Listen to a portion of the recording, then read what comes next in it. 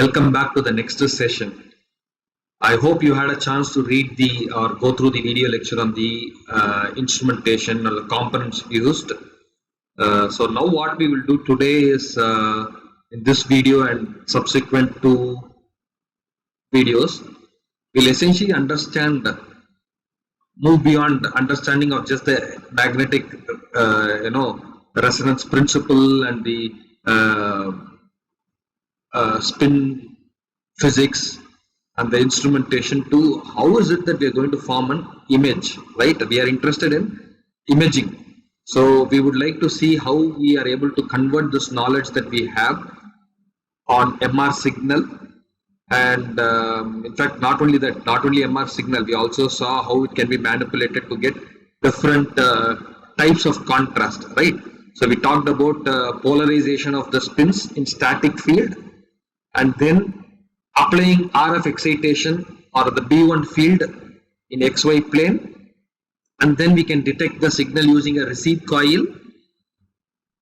And not only that, we also before that talked about different ways to whatever you are receiving, right? How can we make sure that that is sensitive to certain attributes of the tissue property, right? Your T1, T2, proton density, right? So we know all this, but what we do not know is whatever you are recording, right, of this property, whatever you are recording of the signal, where is it coming from? You need to know in imaging, you need to know where the signal is coming from, which location, precisely at high, very precisely at a very high resolution. Only then imaging makes sense. Just to say, okay, I put this patient and this is the signal I'm getting from him may not be meaningful, right? So we should be able to tell the distribution of the voxels of different properties. How do I know what I'm measuring is coming from a particular voxel, right? Particular location. That is the key. So to produce an image, we need to know the spatial location encoding. However, we cannot do that with what we have studied, only with the magnetic field, the static magnetic field, and your receive coil or your transmit excitation. Only with these two, we won't be able to study. But we took a volume and we used static field and excitation field to understand what signal we got. But that is not sufficient. What is sufficient? We need to have some more information, right? We need to be able to locate, encode different locations with something unique. Therefore, we can tell when we get the signal, it came from that particular location, right? It's not a trivial, by no means this is a trivial extension. Imagine, recall that Nobel Prize for the NMR for Bloch equation was given in early 50s, 1952 or something, for the work done in 1940s. Okay, and then Nobel Prize for putting the MRI magnetic resonance image, right? MRI from MR signal were given to Lauterbach and Mansfield only recently. Recently, the relative sense is 2003, less than 2 decades ago, right? It's always viewed in my mind as recently because I was a graduate student working in imaging, and I suddenly, big buzz about a person getting from medical imaging. So that time it was 2003, so it was all very vivid in my mind. So I always tempt to think it is recently, but I know years are passing by. So, but it's still recent enough, right? But more importantly, what is critical here to observe is from nuclear magnetic resonance, right? Nobel Prize was given in 1952 for the 40s work. These people took that concept and put it as an imaging system in the 70s, and they got the Nobel Prize in 2003, but essentially the work was done in the 70s. So cool 2-3 decades after understanding the physics of nuclear magnetic resonance. So we have just spent about maybe 4 lectures or so finishing the nuclear magnetic resonance physics. We are just jumping here to the imaging solution, thinking as though it's a very straightforward extension or a very intuitive extension, right? So I think you have to appreciate the complex. It's not trivial. I'm going to make it presented so intuitively, try to pretend that, this is very common sense way of doing it. But then you have to appreciate you have to really be ingenious to think about all this complex thing, have your own understanding and interpretation. Okay, so what they basically noticed is the precision, Larmor frequency, right? They noticed that that is a very precise measure of the local magnetic. We know this. That's what nuclear magnetic spin was. You apply a magnetic field, all the spin starts to align and precess around the magnetic field. Right? This was there. But what they noticed is this is very sensitive. Meaning, if I change the magnetic field slightly, well, Larmor frequency also changes very precisely. Okay, so that is a key observation. Once they unlocked this observation, then they said, oh, I have a whole volume. How do I say that each location is different, right? Or the signal that I am receiving, I should be able to say that it came from different location. They said if this is true, then all I need to do is introduce gradients, right? Introduce changes in magnetic field so that each location is experiencing a unique magnetic field, right? Slightly different magnetic field. If each location is experiencing slightly different magnetic field, that means it is going to experience or it is going to have slightly different Larmor frequency. So the cool idea was by introducing magnetic field gradients, the frequency could be used to identify, because if I have different field strength, then the precision frequency is going to change. And so if I can measure the signal at a particular frequency, I know it came from that location, right? Very, very neat. So essentially magnetic field gradients alter the precision frequency of the spins in a spatially dependent manner. So now we are going to see in a systematic fashion how it was done. Okay. So you can think about it as two broad steps or two different ways of producing an image. So notice we will restrict our attention to only 2D imaging. Clearly, if you just wildly imagine the first principles that we covered, that means I can actually excite all 3D and get the signal.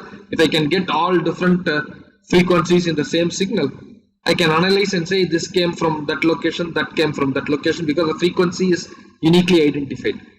But so we are not interested in volume imaging right now, or the complexities with that. For simple introduction, we will do the 2D imaging. That is, I want to take a slice, so I have a image. Okay, that is what we are going to do. So we can do two things. The idea is I'm going to reduce the 3D problem into a 2D problem, right? So how do I get rid of? I am a 3D volume. So how do I get a 2D image? I have to select a slice, right? We know the normal axial slice, sagittal. So if I can select a slice, then that image is a 2D that we are going to talk. So I have a volume. I have gradients that I can apply in all X, Y, Z. That's what we saw in the instrumentation. So if I want only a particular location, right, to respond, what can I do? Okay, I'll put it in the magnet. I have everything aligned in the Z direction. Now I can also actually apply gradients, right? So each location has a different magnetic field. But instead what I will do is, I will try to apply the magnetic field, and then what do I need to do? I have to apply my RF excitation. What frequency will I apply RF excitation? I have to apply RF excitation at a particular frequency. Well, particular Larmor frequency which I want to choose. So I can apply my RF excitation during the gradients such that the RF excitation frequency matches only one location, right? So I can select. So selective excitation, meaning I have during excitation. Excitation is the B1 field, the RF excitation that you are doing. So I have a magnetic field gradients to ensure that different spins are there excited. Different spins are there, different Larmor frequencies are there. When I am applying excitation, I will apply a excitation frequency. So I will know only those locations that match to this excitation frequency is going to even respond for the excitation, right? That is the whole idea. Apply B1 at omega naught. That is what we covered.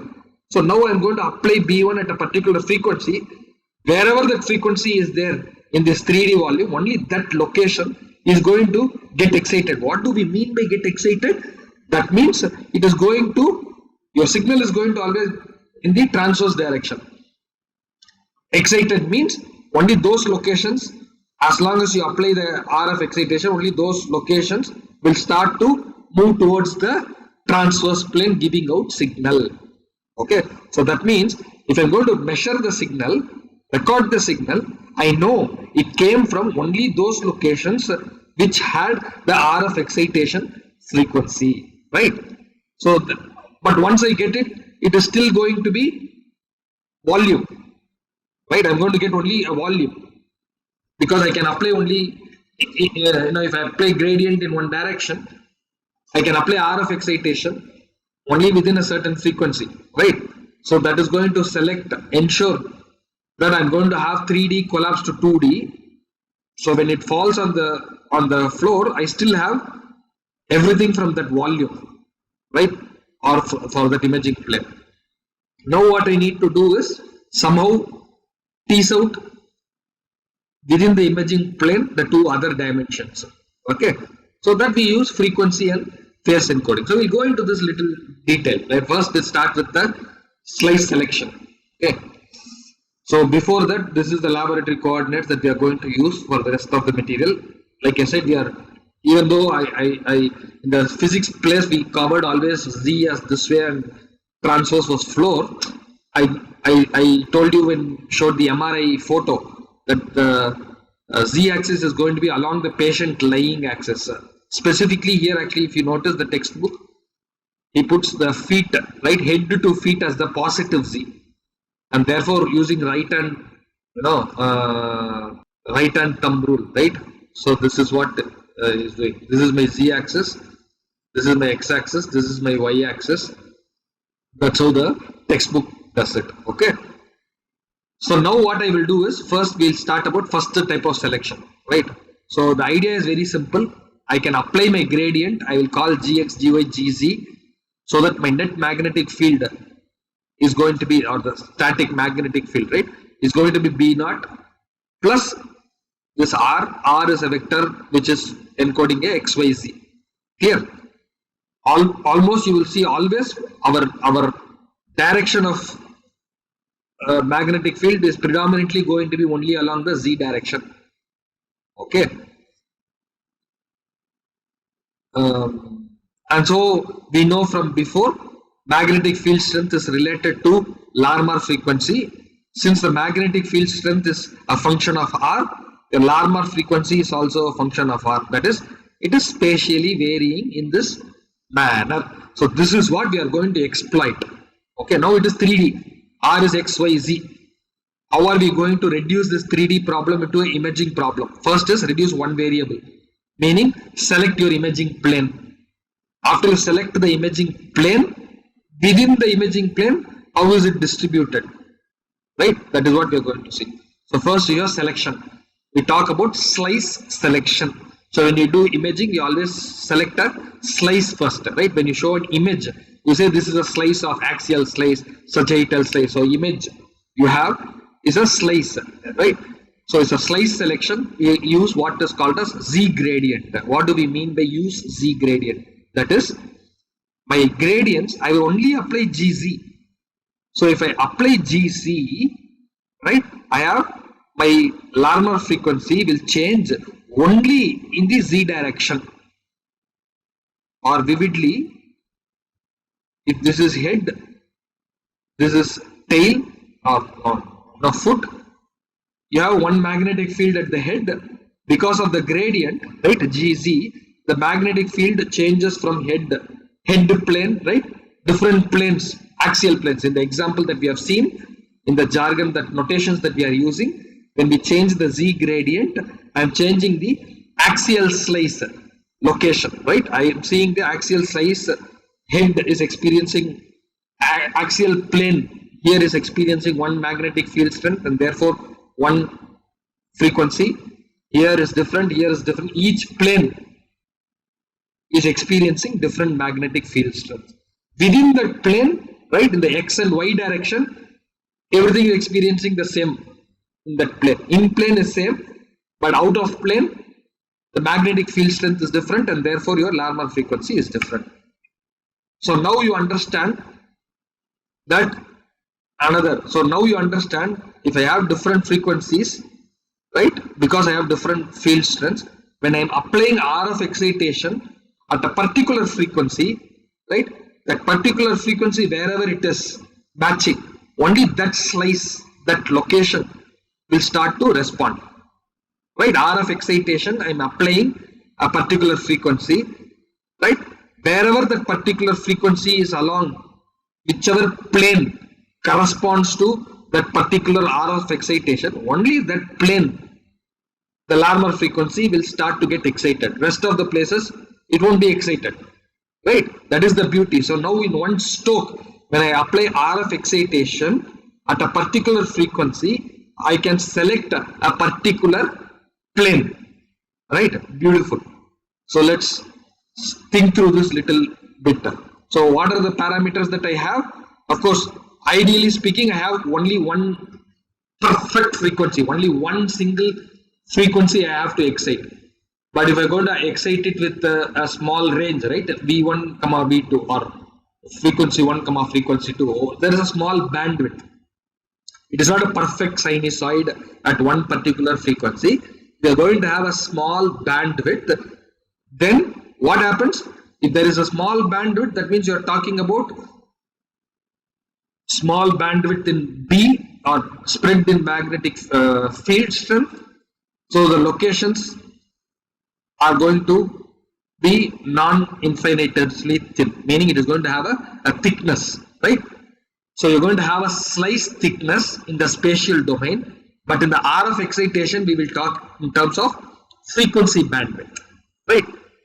So you can see, I mean, here I have two examples or two different field strengths. So I said field strength is applied only in Z direction. So here I have a field strength magnitude is GA. Here the field the gradient is steep or shallow, right? You can have different gradients, but it is all only gradient in Z direction. You see the effect already.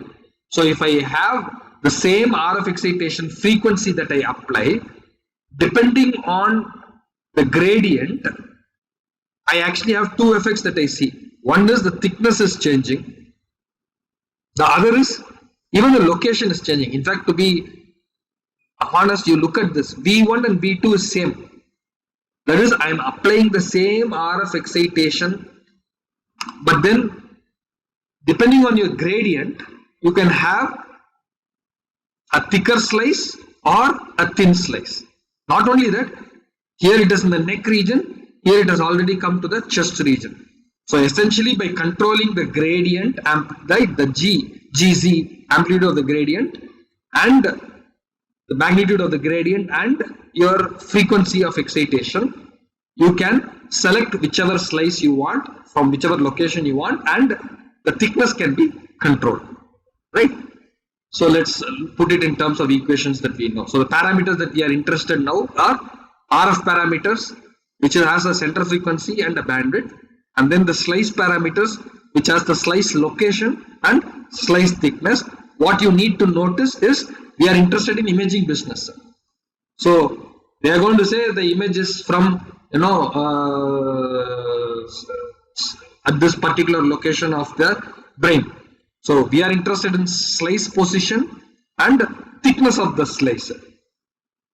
So the engineers or the console is going to give parameters that is going to choose the frequency such that the physician or the radiologist can do a study at a particular location. This usually will be a user input or the radiologist input. So frequencies will be changed so that this position is chosen, because everything else is in your control. G is instrumentation parameter, V1, V2 are all your parameter. Gamma is the material property, but here biomedical, we said it's all about hydrogen, so we can always calibrate everything else, correct? So now just because I showed you Z as the slice, which is the axial slice. In fact, the beauty about MRI is this: if I applied only, instead of GC, if I applied only GX or GY, I could have selected sagittal or coronal. Not only that, if I apply, all of them together in different proportions, I could even get oblique slides, right? So this is the starting point of the beauty of this modality. You have so much freedom to do what you want. For simplicity, we will keep it, in the X, Y, Z that we have the orthogonal. In fact, even that we will first talk about Z as the axial slice, and we'll continue. But you see the powerfulness of what we have covered so far. Understand the concept, you could do whatever you want. Okay. So just to put it in summarize and move forward. So we have the spatial domain where we are interested in selecting a slice, location of the slice, thickness of the slice. This can be controlled by the gradient and the frequency.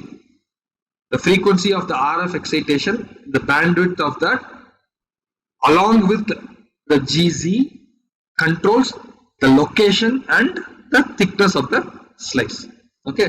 So now, okay, we have seen that we have to apply RF excitation within a chosen bandwidth. What is ideal RF excitation? That means it is a hard limiting. That is, I have, the frequency response, right, is a rect, meaning I have all the frequencies only between V1 and V2. Just after I cross V1 or V2 on either side, I don't have any signal, right? That is your ideal rect signal. So excite frequencies only in this range V1 and V2. If you do that, that means your Fourier signal is a rectangular in frequency domain, right? It's a rect in frequency domain. It has only frequencies from V1 and V2. Anywhere else, it is 0. This is your frequency signal. So if this is a frequency response, your time domain that you're going to apply is going to be, rect is going to be sync, right? So your signal S of t will be sync function, which is existing for a long duration, right? So now another parameter of interest for your RF excitation is how long I apply this RF excitation. That will dictate my tip angle, which is related to the gamma, and your apply excitation pulse characteristic A tau t rectaf, this one. Okay, so let's jump into see what is, so if this is the ideal signal that we are applying. What is the signal? We are applying this to your RF excitation, that is your B1 magnetic field. B1 has to rotate or do, and that is given by this S of t. This is the input to the B. So the B has to be applied, excitation has to be excited. So excitation at a particular frequency, we know how to denote, right? It's a sync function with a particular frequency. Of course, we also talked about relating the tip angle to this envelope of B before, right? So now what happens if you have a slightly different frequency than omega naught, right? When the spin Larmor frequency omega is not exactly same as omega, then we need to replace this BE with e power omega 2. Essentially, you have a signal which has omega naught minus omega t, right? So this is my envelope signal, which is envelope is in a sync format. This is what I'm applying in the excitation. So what is going to be my Larmor frequency at a particular location Z? I know the relationship between field strength and Larmor frequency. They are related through your gyromagnetic ratio, right? So omega frequency at a particular location Z is gamma times whatever is the magnetic field strength at that location, B naught plus, because we are applying only GC, it is GCZ, right? What we are interested is, this is ideal at particular Z, but we know we are talking about thickness. So this is center of the thickness Z dashed. So omega naught is at the center of the thickness, will be gamma B naught plus GZ at Z center, right? And therefore your alpha Z will be this form. What does this say? Your alpha Z is also rectangular. That's what you want to see at that look. What does alpha Z rectangular means? That means only the spins within the slice thickness are responding to this alpha, right? That is what you are exciting. Exciting means if you apply and keep it on, you are trying to push it to the floor. You are saying alpha is also changing only for z minus delta z by 2 to z plus delta z by 2, or within this hard limited bandwidth. So essentially this is saying if I apply a ideal excitation which has only signal in a particular bandwidth, then excitation alpha is also going to be only from there. That means, to stretch your imagination, that means my signal that I am going to record, because remember alpha, when I push it to the floor, you get the maximum signal. So whatever signal I am going to get is also going to be from this ideal slice thickness. But nothing is ideal, right? Practically what will happen? You're going to have some, you cannot apply for infinity, you're going to have some a truncated sink is what you can apply. You have some finite time, right? So when you truncate it, what is going to happen? Your frequency is not going to be hard limiting.